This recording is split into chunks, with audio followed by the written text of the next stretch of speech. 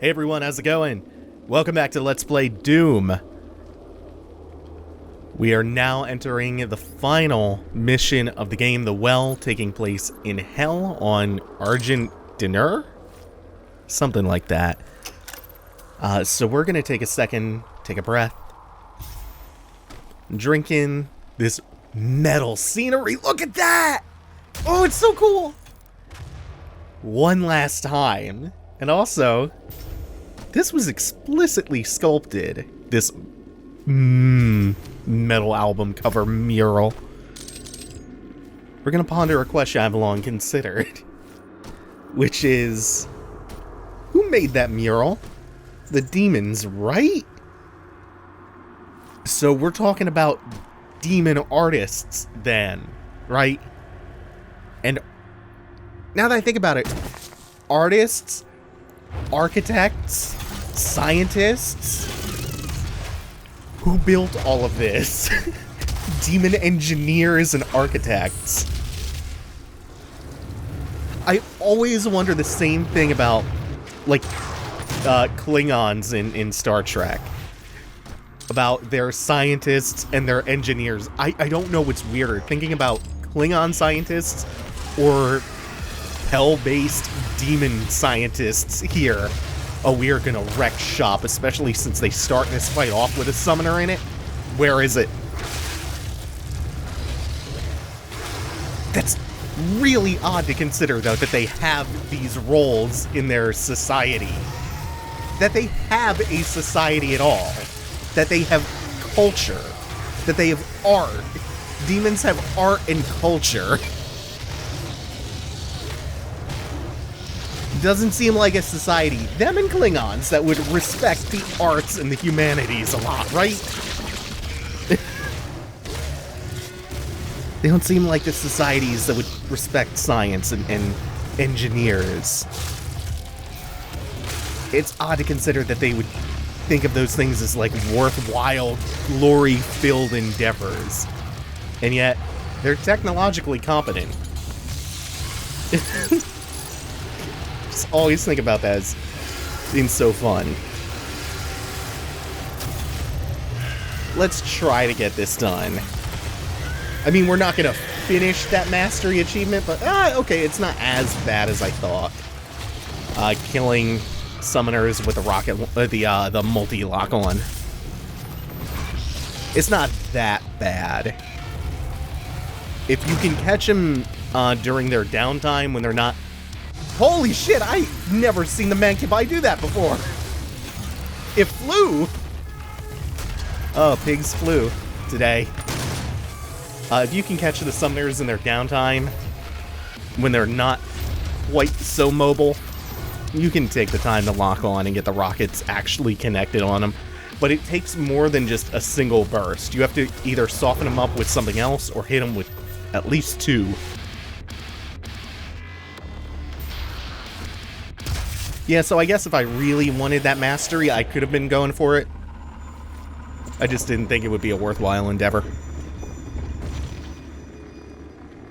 By the way, my new mouse is here, so no more worries about it dying mid-episode or having to use the shitty laptop mouse. Also, look at these statues of the of the Night Sentinels.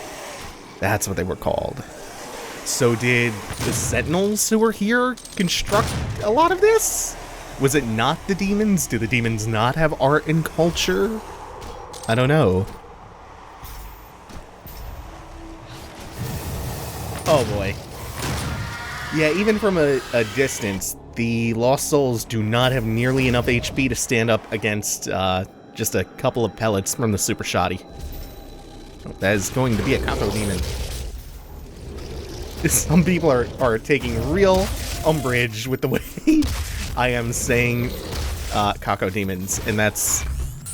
I'm over-enunciating it now, but it's mainly just because of my accent, which is not normally too thick. But... yes, it comes out in certain respects. And it's been coming out a lot in Doom. Especially with those guys. Apparently some people think I'm saying caca. Which I think is Spanish for shit. So, no, I am not calling them shit demons. Those would be Golgothans.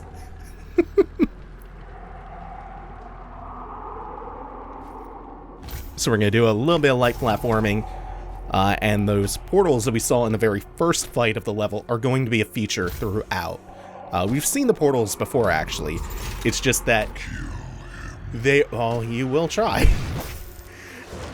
You will try. They're going to be a feature in every single arena we fight in, because this is really going to be the point in the game where it puts us most to the test. Where it asks us to use everything, including the knowledge of all the environmental stuff that we've been accumulating, including the jump pads, both the straight vertical ones and the diagonal ones, and all of these portals throughout the environment, along with all the verticality of the levels, and all the different power-ups. In fact, I think every single arena, minus the final boss fight, is going to have a couple of useful power-ups that we aren't going to grab right away, but instead we will save. And then, of course, we'll be taking advantage of all of our different mobility tools. And speaking of which, I cannot wait to have even more movement options. Doom Eternal with the air dash and the grappling hook. Me and movement tech. Me and movement options. Name a more iconic duo. You know, there's an LP that I will announce in earnest at the end of this one. But it has a lot of movement options, and the last time I played it, the first time even, I was going gaga for those movement options. Oh, air dashes and ground dashes and double jumps and all sorts of other less conventional things. Oh, hello, sneaky little Spectre. And the pinky to boot. And we are... Oh, we're only halfway done with this power-up.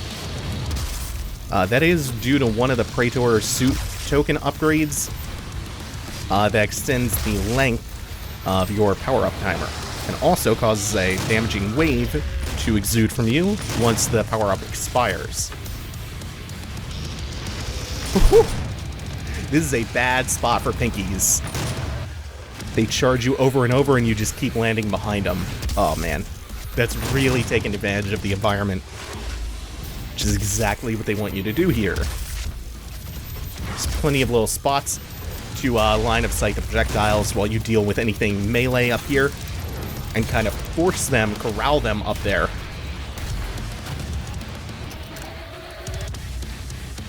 And these fights get gradually more draining, more difficult, more intense. They become bigger and bigger drains on your resources, but they will replenish you every single time.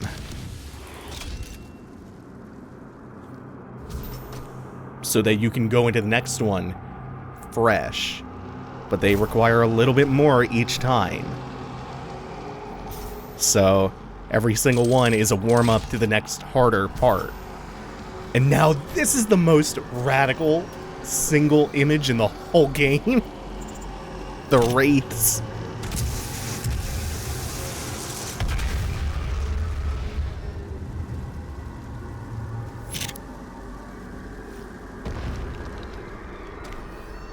So we have 2 more of those to open up, and each time we do, one of these giant demon skulls will lower its jaw so we can proceed to the next part. He must not be allowed to. Ooh! I always get clipped by those long-range ones. They are so good at leading you. We still have our mega health. Don't quite have that mega armor anymore, though if we find some armor in the environment, we still will go up to a max of...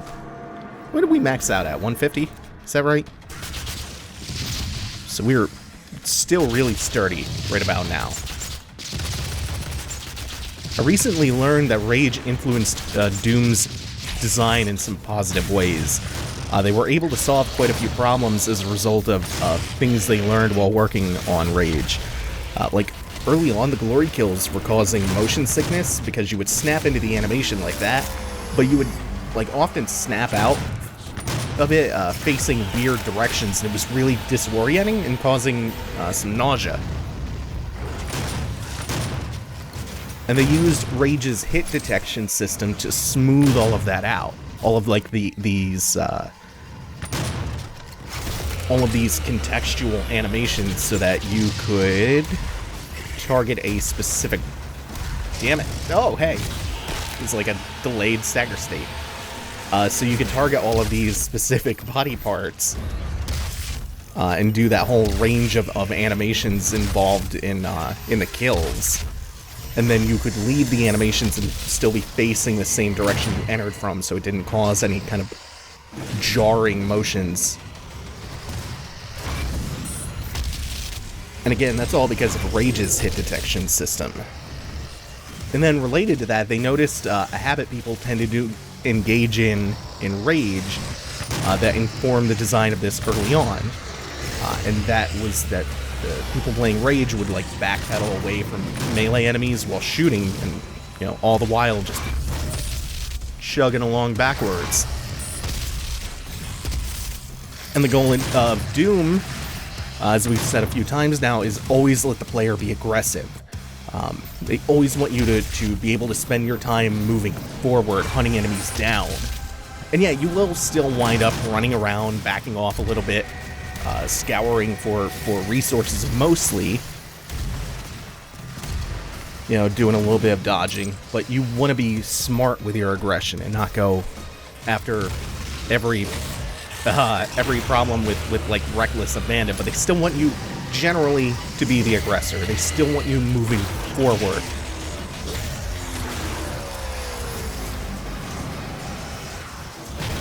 And so when they noticed that people would tend to engage in this, like, in this behavior that they explicitly didn't... Oh man, we can't quite get up there.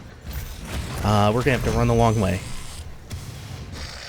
So they noticed people doing exactly the opposite of that in Rage, and they wanted to make sure that people weren't doing that in Doom.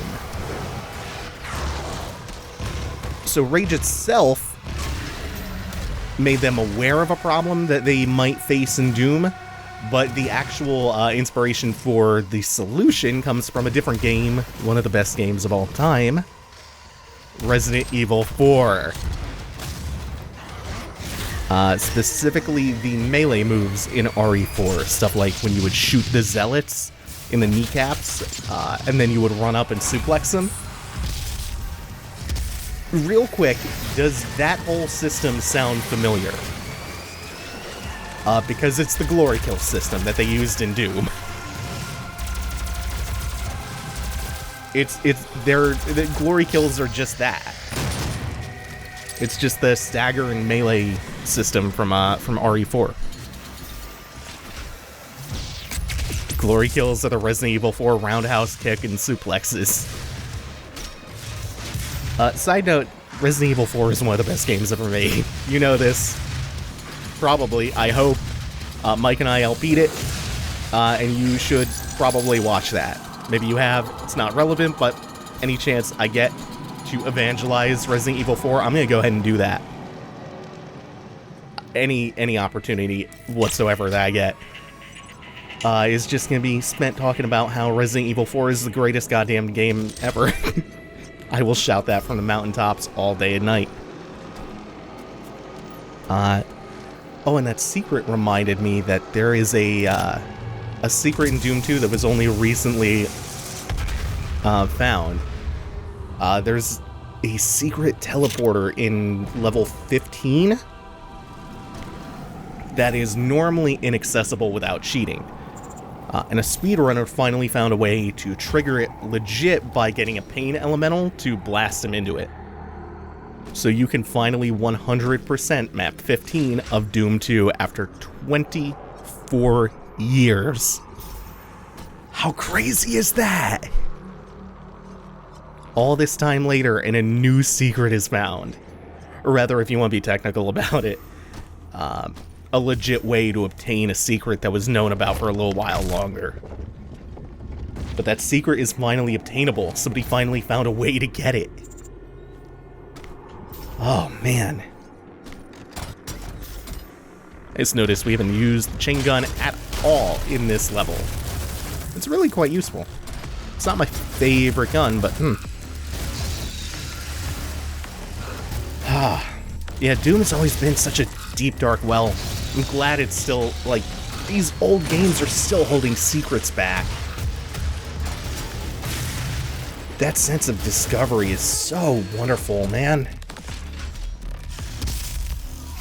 And it validates every single person who has spent, like, all of this time digging through current games or games from the past, you know, couple of years or past decade. It validates them spending all of this time searching for secrets that have yet to be uncovered, because, hey, there might still be stuff out there, and that's the coolest thing ever. Ooh, this is not where I want to be. God, it's so kinetic. This is one of the best things about this Doom. It's like, it is just non-stop motion. Whoa, hey. Forgot the pinkies could jump up there. I don't know if this was the ideal time to hit this, but I usually like to save these squad damages like midway into a fight, when the intensity starts to ramp up a bit. Because the way these tend to work is they'll start you off with like a medium difficulty part. You'll complete that wave. The next wave will be, you know, a lot of fodder, a lot of easier enemies, and then they'll ramp back up to a hard part, and then down to another kind of medium or easy wave, and that's how they pace the fights out a lot of the time. So generally, you don't want to blow something like that right at the beginning, unless there's like a really specific threat that you're holding out for. Berserker power-ups I tend to use differently. I tend to just blow those right away. Like the first fight that we had in this mission.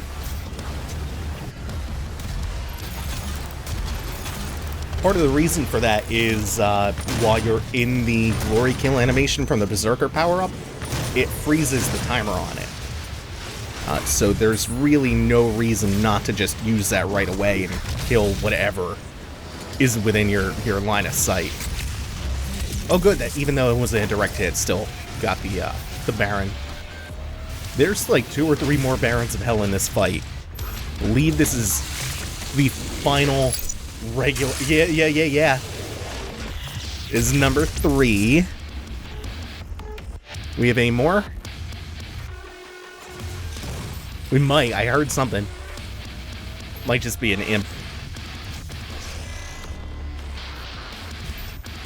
Or a Hellraiser, maybe?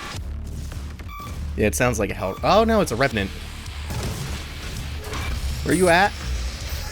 There you are. Oh, hi.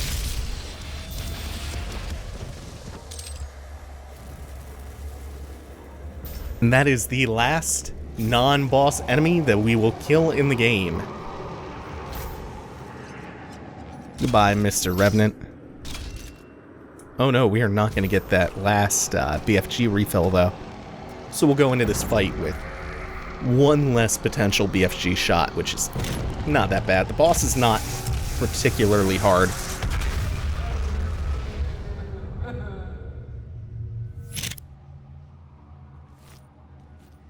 Believe we will get 2 BFG ammos in the arena itself. Just scanning real quick. I don't really feel the need to scour too much, spend too much time on that. Now let's drop down and see.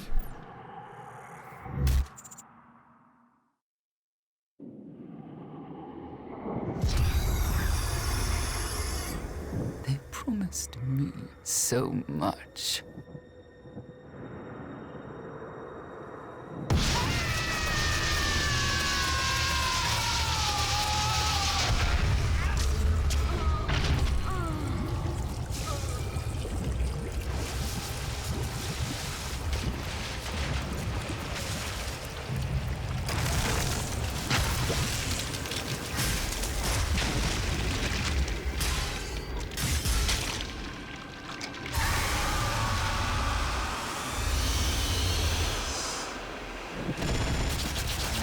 Just like in Doom 2, the Spider Mastermind is the final boss of Doom 2016.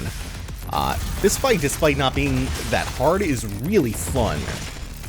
because it plays with the environment a lot. You can use these pillars that are constantly being erected in this blood pool to dodge a couple of these attacks, and in fact, it will be mandatory in order to not take damage from one of its attacks. Also, the design is just rad, and the way it moves is so cool. The side steps. And as usual, same rule goes into effect. If you land a direct BFG shot on a boss, it will become stunned. So you can walk up and just blast it, you know, 5 or 6 times with a super shotty. So we have a lot of these rapid fire machine gun blasts. You have these rotating disco lasers. This weak fleshy bit right in the brain. If you shoot it in the armored parts, it will of course take reduced damage. Good. Direct hit to the leg at least. Still counts for the stun. Now, are we doing this? Are we doing this? No, we are not doing a new attack just yet. Oh god, and those flips! Oh, here we go. So now she's going to electrocute the floor. And she'll do another attack where she starts electrocuting and destroying the pillars if you stay up on one too long. Just to kind of force you onto the floor. Also, it super looks like Krang. So yeah, good, fun final fight. Oh, not gonna get as much damage off of that one. And you can see it becoming, like, more erratic. It starts doing that at the end of the fight. And it starts moving in this way that you can actually see how much you've damaged it. Let me get this down just a little bit more. And let's, for good measure, yeah! Yeah! Did not fire the pistol a lot throughout this LP, but it makes up for it, right?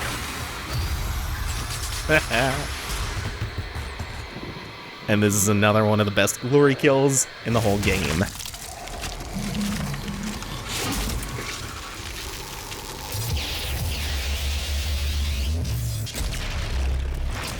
This is why you don't make Faustian pacts with the demons.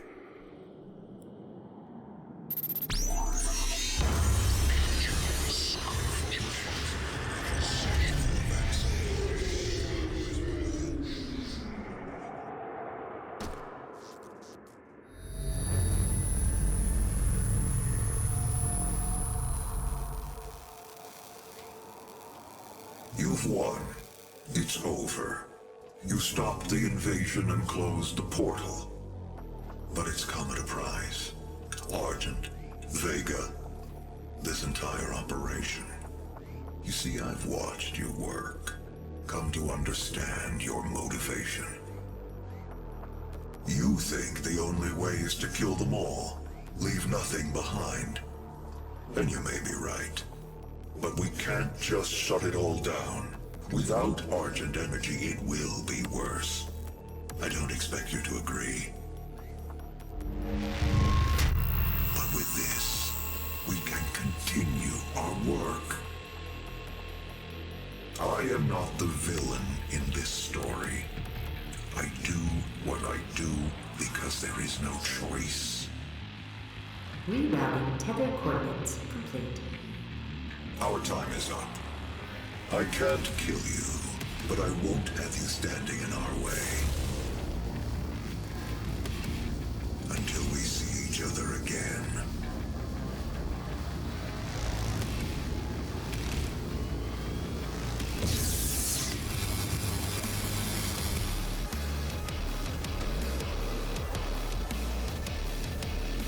That's a very cool way to do a sequel hook. And also, remember that whole thing about the King of the Night Sentinels and his sword? Hey, the Crucible is just that.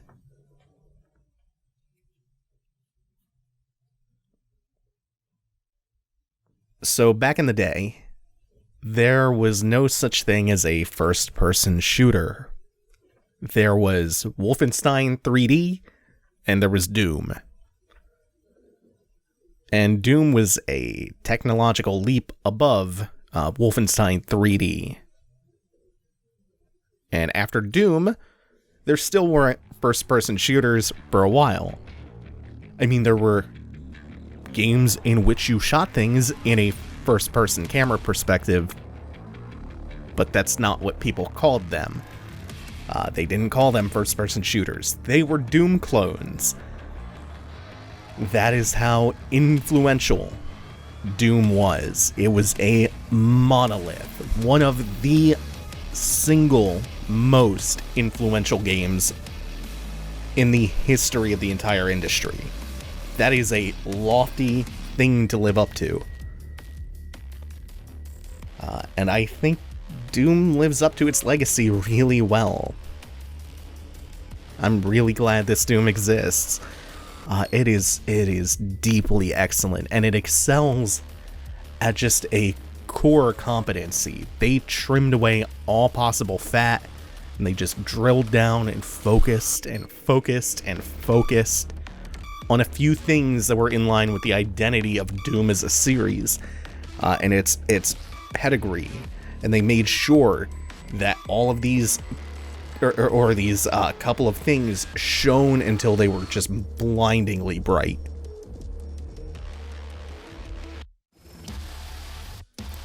What a good game. There's not too much left to say about it.